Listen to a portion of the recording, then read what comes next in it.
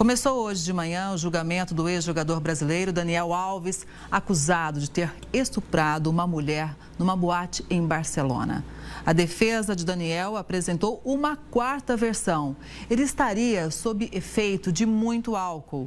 Para entender melhor a linha de defesa, vamos relembrar o que aconteceu desde a acusação. Daniel Alves, ex-jogador da seleção brasileira, é acusado de agredir sexualmente uma mulher dentro de uma boate de Barcelona em dezembro de 2022. O atleta está em prisão preventiva desde janeiro de 2023, sob a alegação de risco de fuga. Ele não tem direito à fiança. Durante as investigações, o brasileiro mudou a versão do que aconteceu naquela noite pelo menos 3 vezes. Na primeira, falou sobre o caso em um programa de TV da Espanha e afirmou que não conhecia a denunciante. Em abril, Alves declarou à juíza responsável pelo caso que manteve relações sexuais consensuais com a jovem sem penetração. O brasileiro argumentou ter mentido em um primeiro momento para ocultar a relação extraconjugal da esposa, a modelo espanhola Johanna Sanz, que logo depois pediu a separação. Em uma última versão, Alves reconheceu que houve penetração, mas repetiu que a relação foi consensual, o que a suposta vítima nega.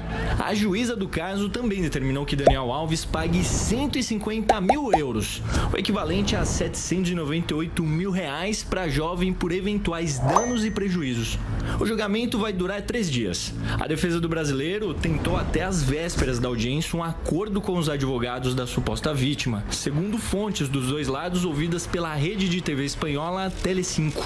Mas não deu certo. As conversas sobre um acordo chegaram a ser protocoladas na justiça, mas a divulgação de imagens da suposta vítima pela mãe de Daniel Alves esfriaram as negociações. No fim do ano passado, Lúcia Alves publicou nas redes sociais um vídeo com imagens de uma jovem que seria a suposta vítima do brasileiro. Agora, a justiça começa a decidir o destino de Daniel Alves. As sessões vão ter depoimentos de Alves e de 28 testemunhas que estavam na boate na noite em que o suposto estupro ocorreu. Elas foram indicadas tanto pela defesa quanto pela acusação. Alves deve falar já na primeira sessão. Nesse dia, além dele, 6 testemunhas vão depor. As outras 22 testemunhas vão falar no dia seguinte. Já a última sessão, na quarta-feira, será dedicada a trâmites periciais com a entrega de um relatório. O Ministério Público Espanhol pede 9 anos de prisão ao atleta. A defesa da jovem queria uma sentença maior, de 12 anos de prisão. O Tribunal de Barcelona decidiu que o julgamento do ex-jogador vai acontecer de portas abertas e a imprensa terá autorização para acompanhar a audiência. A única exceção é para o depoimento da mulher que denuncia Daniel. A justiça determinou que tanto a vítima quanto os parentes dela não podem ser gravados. Pois é, mas hoje de manhã já aconteceram algumas mudanças. Por exemplo, o ex-jogador deve ser o último a ser ouvido. Vamos falar sobre isso com Rafael Paiva, advogado criminalista e também professor de Direito Penal. Seja muito bem-vindo, doutor, ao Conexão Record News. É um caso muito importante, a gente acompanha desde quando a denúncia apareceu. E eu começo perguntando sobre essa mudança de versão de novo. Isso pode prejudicar a própria defesa do ex-jogador, hein? Boa tarde mais uma vez. Olá, boa tarde. É um prazer poder colaborar com essa notícia. O que nós temos aqui é realmente uma mudança de versão por parte da defesa do Daniel Alves. Uma mudança de versão, ela é permitida, ela não é legalmente condenável. Então, a defesa, ela tem uma ampla defesa para poder usufruir e abordar e explorar todas as possíveis teses defensivas de acordo com o desenrolar dos fatos e as provas que vão sendo levadas aos autos. É claro que a gente não pode ser inocente. Na cabeça do julgador, da juíza desse caso, essas mudanças repetitivas de versão acabam descredibilizando completamente a linha defensiva, agora a última trazida pela defesa do jogador. Então, é prejudicial, sim. Acho que vale a gente destacar também que aconteceu tentativa de acordo, mas sem sucesso. Por isso até que o julgamento está acontecendo, não é, doutor? Exatamente. Vale a gente lembrar que o processo penal na Espanha, ele guarda algumas peculiaridades e é um pouco diferente do processo penal no Brasil. Então, no Brasil, a gente não falaria em um tipo de acordo com a vítima que extinguiria o processo. Ele pode diminuir a pena, mas nunca extinguir o processo. E lá na justiça espanhola, isso acaba sendo um pouco mais aceito. Uma outra diferença importante é que quando a gente fala em denúncia aqui no Brasil, nós estamos falando de uma acusação formada pelo Ministério Público que começa uma ação penal. Então, quando eu falo em denúncia, já teve uma investigação prévia, já tem elementos suficientes para um processo criminal, e aí o Ministério Público oferece uma denúncia e começa a ação penal. Na Espanha é um pouco diferente. Quando a gente fala em denúncia, nós estamos falando justamente do começo da fase de investigação, que foi o que aconteceu desde o ano passado. Então, um juiz, que lá é chamado de juiz de instrução, que é quem preside uma investigação, ele então aceitou a denúncia, começou uma investigação contra o jogador Daniel Alves e agora sim foi aceita a acusação. Então agora nós temos o início do processo penal contra o jogador pelo crime de estupro lá na Espanha. Então o processo penal lá na Espanha é um pouco diferente. É claro que a defesa do jogador, analisando todas as provas que foram apresentadas durante essa fase de investigação, concluiu que haveria ali uma necessidade de um acordo, que seria uma saída muito boa para o jogador, mas é claro, quando a gente fala em acordo, tem que ter a concordância de ambas as partes, e a defesa, os representantes da vítima não aceitaram o acordo, então tudo indica que ele vai, de fato, agora receber uma sentença criminal, que pelo que tudo indica deve ser condenatória. Doutor Daniel, acho que o senhor tocou num ponto muito importante, até para a gente trazer a informação aqui também sobre o que acontece aqui no Brasil. Uma vez foi me dita uma frase seguinte: quando você faz uma denúncia criminal aqui no Brasil, é como se você disparasse uma flecha, você não consegue depois frear, né? E lá na Espanha é diferente. Então é isso mesmo, aqui no Brasil, mesmo que a vítima queira depois, que ela denunciou, que o Ministério Público entrou no caso, mesmo que a vítima queira retirar, isso não é possível? Exatamente. Depende do crime, tá? Mas para o crime de estupro, sim. Então aqui no Brasil nós temos uma diferença entre dois tipos de crime: os crimes de ação penal pública e ação penal privada.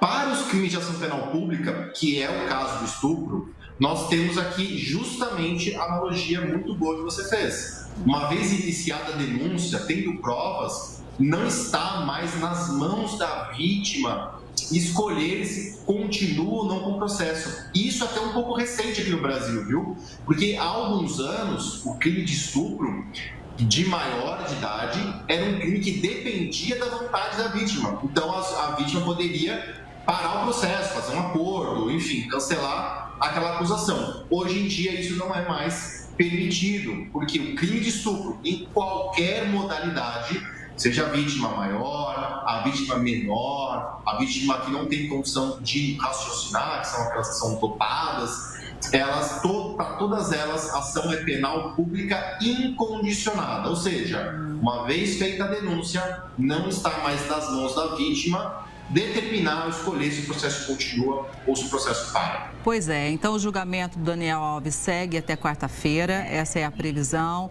E doutor Rafael, conta pra gente, 28 testemunhas devem ser ouvidas, sendo que é dos dois lados, tanto de defesa quanto de acusação.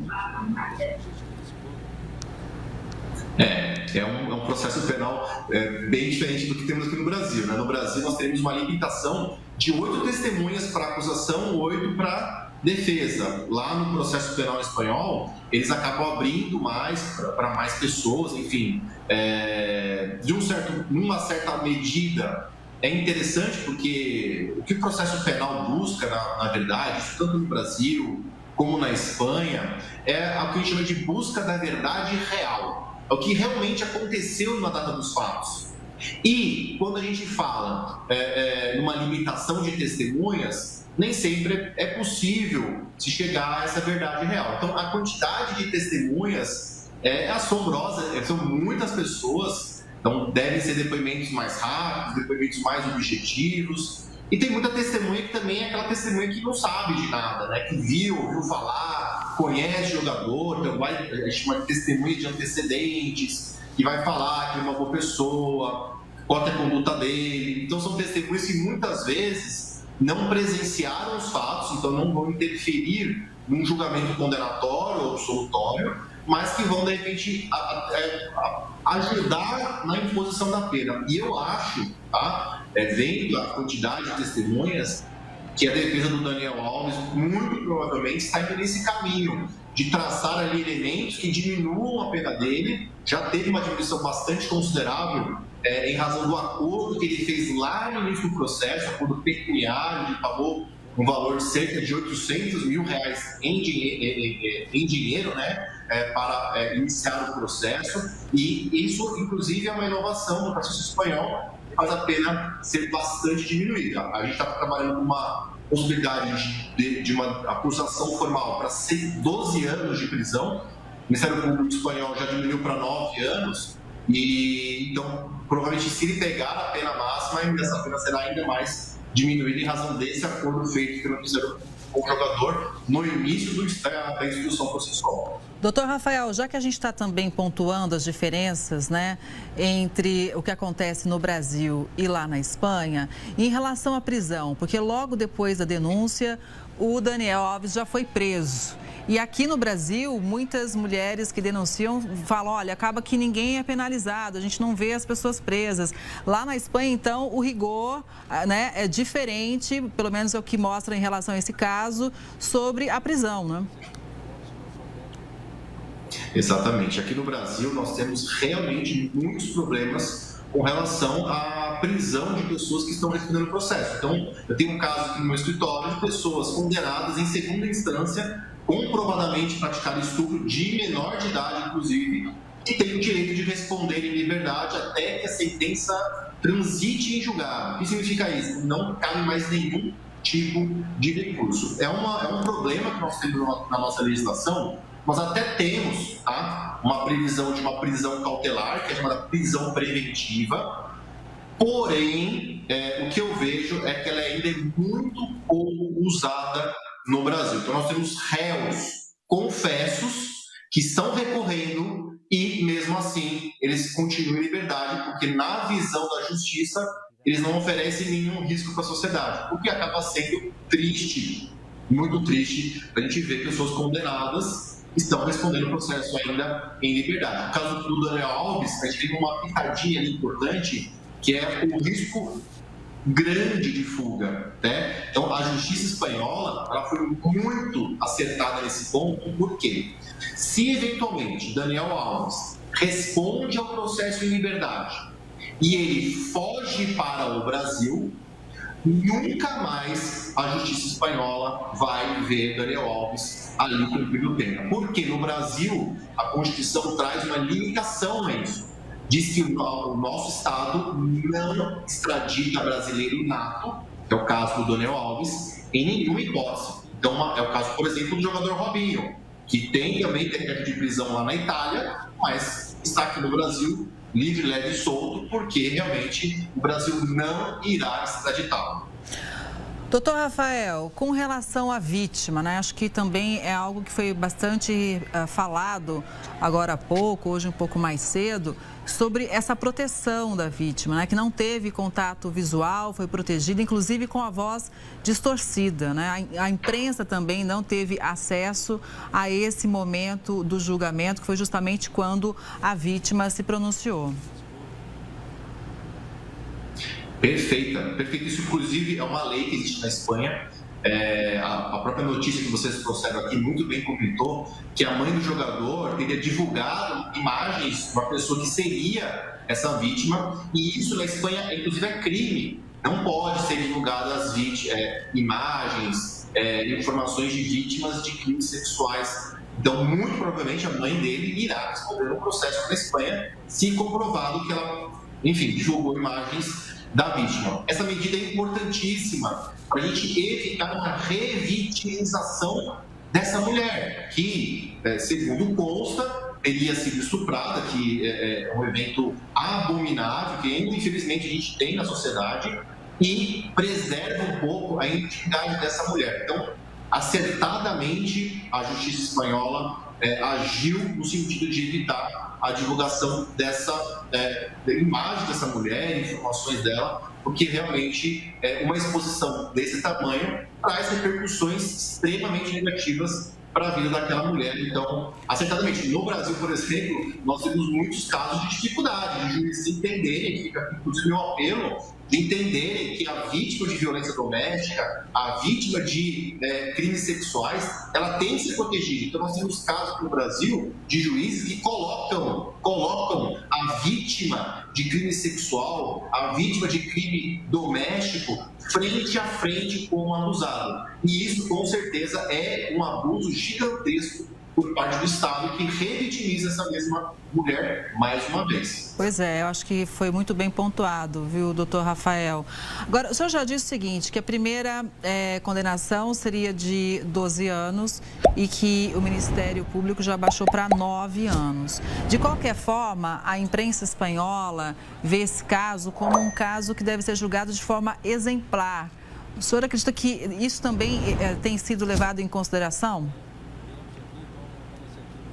Não, com toda certeza. É levado em consideração. Eu gostaria até, não tenho tantas informações do que levou o Ministério Público a diminuir o pedido de pena, porque a expectativa era de que a pena pedida pela acusação, pelo Ministério Público, fosse de 12 anos. E foi diminuir consideravelmente essa pena, mas, de fato, esse caso, por todas as mazelas que ele tem, todas as críticas a gente possa fazer, é um caso que a gente tem que aplaudir, inclusive trazer como referência para o Brasil, porque é um julgamento onde o acusado está preso desde o início, inclusive foi feita uma investigação que forçou a defesa a mudar várias vezes a versão. Então, nesse sentido, acaba mesmo sendo um processo emblemático, Por mais que ele não vá ficar 12 anos preso, vai ficar 9, 6, 7 anos preso, mesmo assim é emblemático. Lembrando que ainda temos a grande possibilidade, foi pedida inclusive, de uma indenização bastante culposa para a vítima, em dinheiro, como uma espécie de indenização pelos fatos dos quais ela foi vítima.